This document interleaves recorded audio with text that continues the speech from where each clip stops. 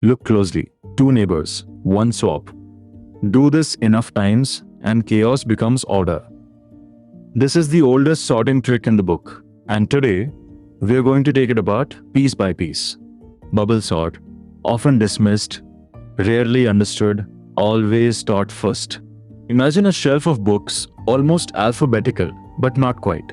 You don't have time to rearrange everything at once. So you do something simple. You look at two neighbors.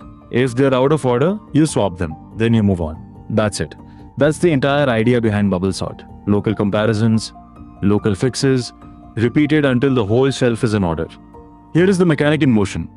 We walk through the array, comparing each pair of neighbors. 5 and 1, wrong order, swap. 5 and 4, wrong order, swap. 5 and 2, swap again. 5 and 8, already in order, leave it. 8 and 3, swap. After one full pass, the largest number, 8, has bubbled all the way to the end. And that is where the name comes from. Each pass lifts the next largest element to its final position, like a bubble rising through water. After pass 1, the largest is settled. After pass 2, the second largest. After n-1 passes, everything is sorted.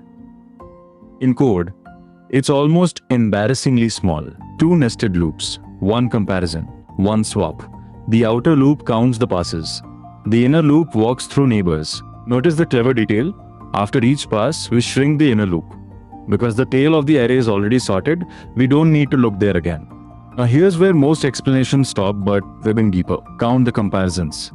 The first pass does n-1, the second pass does n-2, and so on. Sum them up, and you get Gauss's old friend, n times n-1 over 2. That's roughly n squared over 2. In big O notation, we drop the constants and call it O of n squared, quadratic. That means doubling your input quadruples your work. 10,000 elements, 100 million operations. This is why bubble sort cannot scale. But complexity has nuance. On an already sorted array, the best case, a smart version of bubble sort finishes in O of n. Linear time, one pass to confirm nothing needs swapping. On a reverse sorted array, the worst case, every comparison triggers a swap, costing the full n squared. And on random input, the average case, also n squared, but with about half the swaps. Bubble sort is consistent. Consistently slow on big inputs, but consistently simple. Here is the first optimization, and it is beautiful. Add a single boolean, swapped. If a full pass completes without a single swap, the array is sorted, and we stop immediately. Suddenly, on nearly sorted data, bubble sort becomes genuinely fast. Linear in the best case. And here is a beautiful variant, cocktail shaker sort. Instead of always sweeping left to right, we alternate directions. Left to right pushes the largest up. Right to left pulls the smallest down. Left P, this fixes a hidden weakness in bubble sort.